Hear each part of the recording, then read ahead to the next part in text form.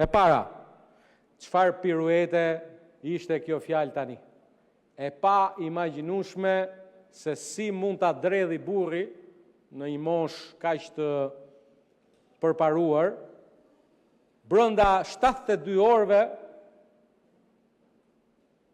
të mbaj njeriu këtë ndryshim, qëndrimi, erdhi këtu dhe tha se mbështes protestën, ndërkohë që vetë doli dhe tha protestën e organizon Edi Rama. Para 72 orëve tha, këtë protestë e organizon Edi Rama sepse do të përzër investitorët. Fjalë për fjalë. Tani, o jeni trembur se ju erdhën protestuesët ke dera e partisë për cilën unë e dënoj.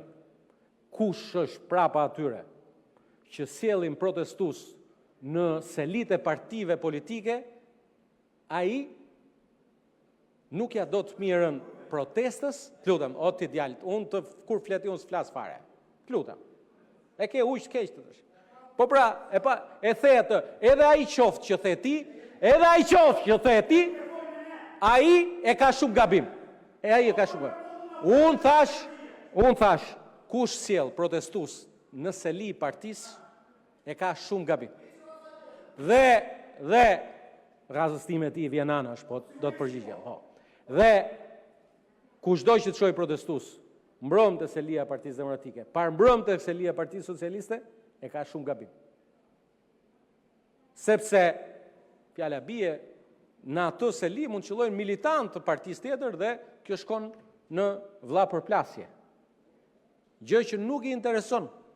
E dëgjova këtu zotrin që iku, vjen këtu e lëshon edhe ikën, se jo leje zhvillimi, jo është investim. Tani, ka një ligj për investime strategjike. Kush ka qenë arsye e ligjit për investime strategjike? Që investitorin ti garantoj që kur vjen në Shqipëri, blen një tokë, dhe në atë tokë do të investoj, është shteti garanti. Kush e mban historinë? Po të lutem tash. Po të lutem se ti i di më mirë se unë tash. Të lutem, i di më mirë se unë, këtë e di. Po e di për atë që ti e di më mirë se unë. Tani, të lutem. Erdhi Klab Medi 20 e kusur vite më parë. E kam takuar djali i Giscard d'Estaing, e kam harruar emrin, po mbi emrin e mbaj më të mirë.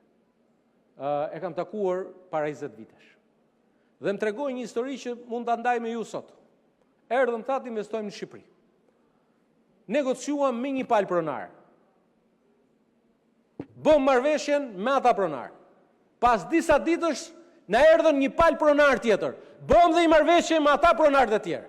Dhe pas disa ditësh, pas i kishim 2 marrëveshje me 2 palë pronar, na erdhën dhe 4 palë pronar të tjerë.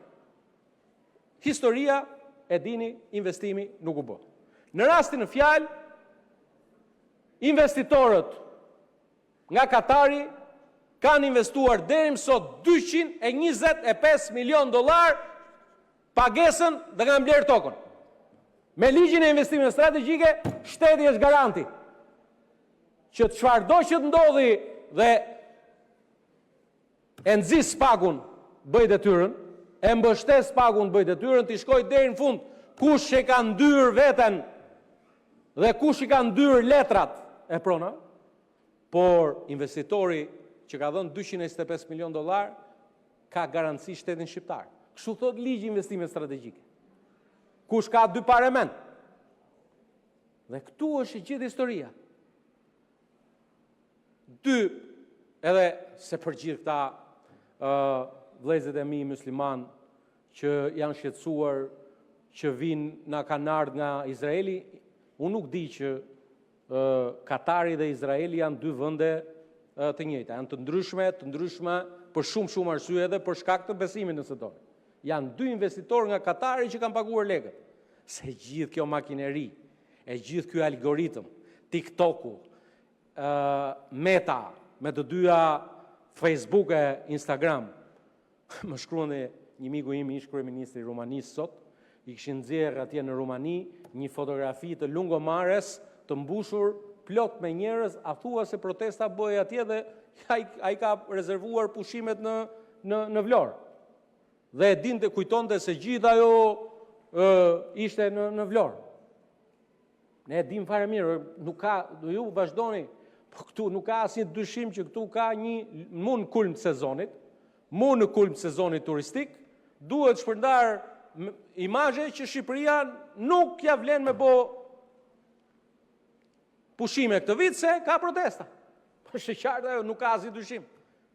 Megjithatë, më vjen shumë keq, po nuk e kam, unë personalisht nuk kam pas atë dyshim që ky që po foli para meje do e dridhte. Nga mbështetës i investimit, tani erdhi me qëndrim tjetër. S'është herë e parë. Nuk është herë e parë. Tani, sa i përket kësaj marrëveshjes me Polonin. Është një marrëveshje shumë e rëndësishme, ja kemi borxh diasporës shqiptare, kudo që diaspora jeton. Jemi tek vendi 10 antar i Bashkimit Evropian. Dhe dy vende tjera që janë proces, Greqia dhe Spanja. Dhe këtu përfitoj nga rasti dhe nga nderi i madh që më jep foltoria e Kuvendit të Shqipërisë. E dëgjova me vëmendje deklaratën e Ministrisë Jashtme greke, sa i përket detyrimeve që ka Shqipëria për respektimin e të drejtave të minoritetet, të drejtat pronës. Buron nga kriteret e Kopenhagenit, detyrimi që ka një vend që do të antarësohet në Bashkimin Evropian, që të respektojë minoritetet, plotësisht e drejtë, por nuk pranoj dot që të më thonë që Narta është tokë e një komuniteti pakice kombëtare. Narta është tokë shqiptare, autoktone. Dhe unë e di fare mirë, biles dikur se aty ka pasi komunitet që fliste një dialekt të gjuhës greke, por aq bukur i thoni nartëçe. Edhe si atë dialekt që është nartëçe, pra i zonës.